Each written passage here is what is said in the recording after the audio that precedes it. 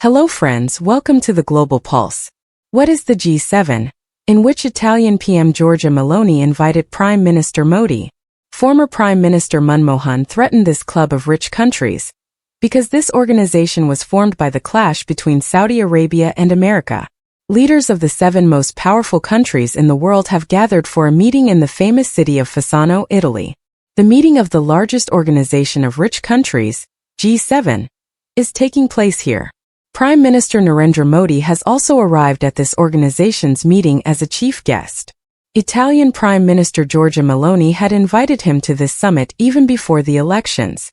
However, this is not the first time India has been invited as a guest to this organization. India had first participated in this summit in 2003. For this, the then Prime Minister Atal Bihari Vajpayee had gone to France. India is not a part of this organization, yet why has PM Modi been invited? Can India also be included in this club of the richest countries? Get answers to all these questions. When Saudi Arabia increased the price of oil by 300%, G7 was formed. It was in the year 1973. There was a war between Israel and Arab countries in the Middle East. In the midst of this, U.S. President Richard Nixon announced to give rupees 18,000 crore to help Israel. King Faisal of Saudi Arabia, who supported Palestine, was particularly unhappy with America's decision.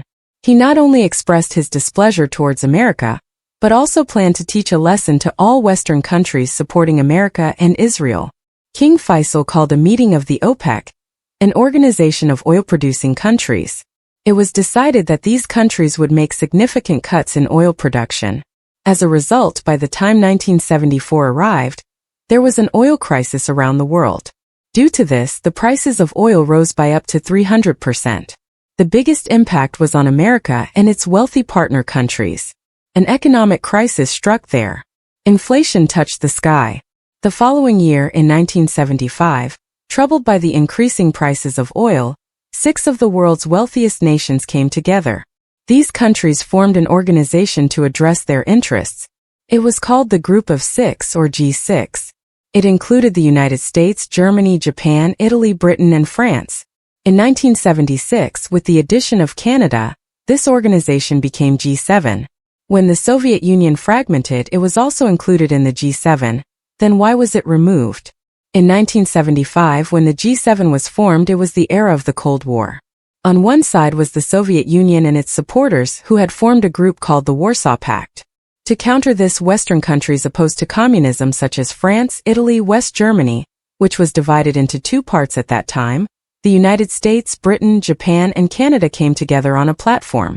Their goal was to discuss together on economic issues related to their interests and to counter the Soviet Union. The second phase of the G7 organization started in 1998. The Soviet Union had fragmented into many pieces. The Cold War had ended. It was then that Russia was included in it. At that time, Boris Yeltsin was the president of Russia.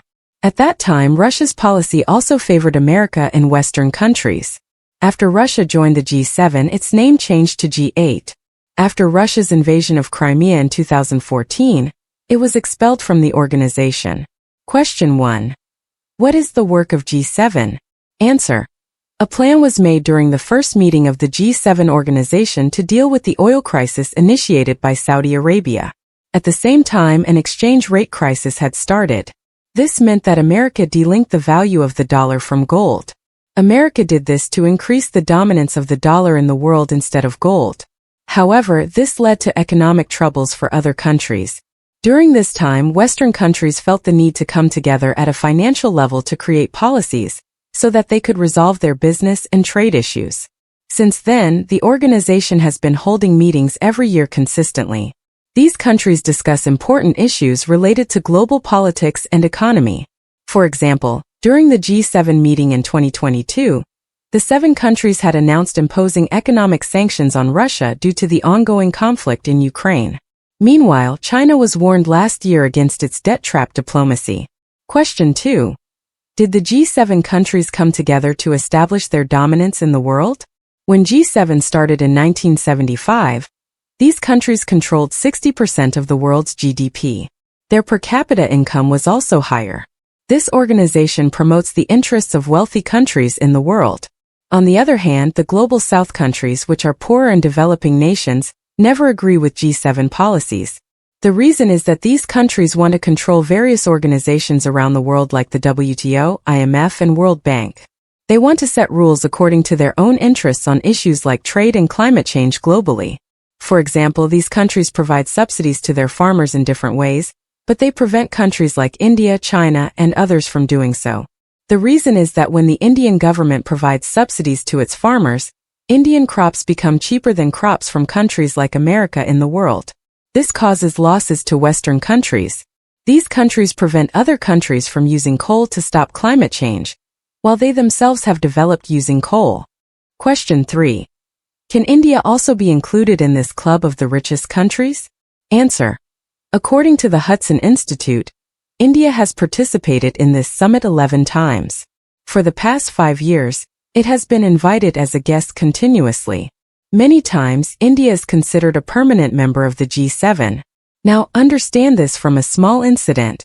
It was in 2007, the G7 summit was going to take place in Germany.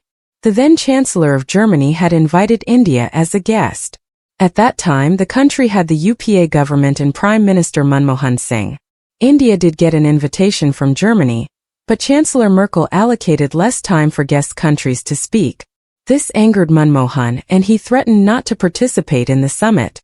After that, to placate them, Germany had to extend the time for India and other guest countries to express their views. The reason India is repeatedly invited to the G7 is its growing influence and responsibility in the world.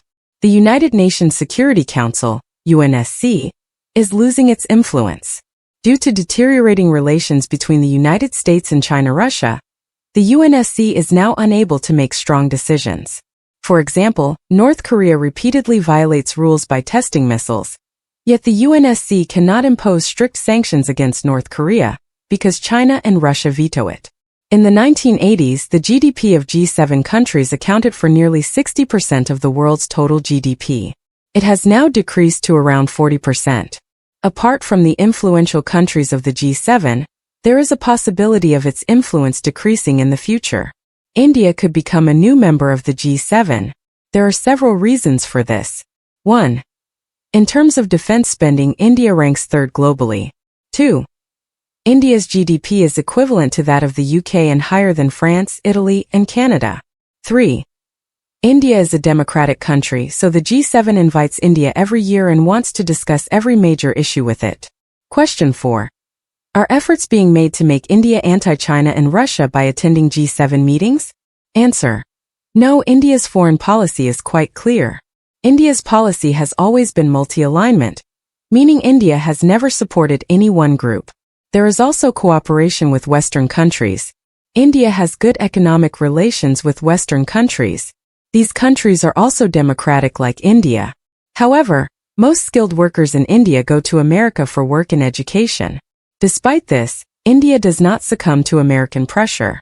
In addition, India is not included in America and Western countries' policy of imposing sanctions on other countries. For example, India did not support either side in the war between Russia and Ukraine, whereas America consistently put pressure on supporting Ukraine. Furthermore, if India is attending G7 meetings, it is also a member of G20. India is also a member of BRICS and SCO. Question 5. Despite not being a member, what are the benefits for India to participate in the G7 meeting? Answer. India can benefit in 3 ways from the Prime Minister's participation in this meeting. G7 includes several trilateral meetings of 3 different countries as per the need. In this, India can sit with any 2 countries and express its views on a certain issue. India does not agree with G7 countries on many issues, such as climate change and business trade. By participating in G7 meetings, we can present the perspective of developing countries to the rich countries of the G7. However, India's role in decision-making is quite limited. Meanwhile, G7 countries also do not agree with many issues of India, such as issuing free visas to our workers. India does not agree with G7 countries on the policies of power shifts and interference in the internal affairs of other countries without a decision in the UN. When they invite India as a guest, we can put forth our side on these matters. India follows international law. It is easier for the countries of the world to rely on India than on China. They feel it is necessary to keep India on their side. Question 6. How much unity is there among the G7 countries? Answer. There is a significant amount of unity among the G7 countries for their benefits. However, there are also many differences among them. The United States policy is to always keep these countries within the NATO framework. It does not want any other military organization to be formed. It believes that if Germany and France form another organization, it will endanger NATO. In 2018, U.S. President Donald Trump refused to sign a common declaration paper of the G7. He accused Canada of imposing higher tariffs on his workers and companies. This behavior of the U.S. raised concerns among the other countries of the organization. However, Biden has allayed those concerns. On the other hand, when it comes to opposing China, these countries do not show unity. Last year, French President Emmanuel Macron, upon returning from China, stated that they support the One China policy, while America supports Taiwan instead. Apart from France, Germany and Italy also have good relations with China. Question 7. Why is G7 criticized? Answer. There are 6 reasons for the anger of the rest of the world towards G7. G7 promotes the interests of wealthy countries, not favoring other countries. While this organization occasionally provides assistance to poor countries, they do not support other countries in sharing technologies. These countries even refused to provide technology for COVID vaccines to poor countries during the pandemic. They do not consult with other countries while making major decisions. For example, they did not seek approval from other countries to impose sanctions on Russia after the Ukraine war. Whenever reforms are discussed in major international organizations, the lobbying of these 7 countries becomes strong. These countries do not want to adapt international laws and regulations according to the current times. They remain focused on their interests in the WTO. Thank you very much for watching. Always be with us like this for the latest updates and news around the world.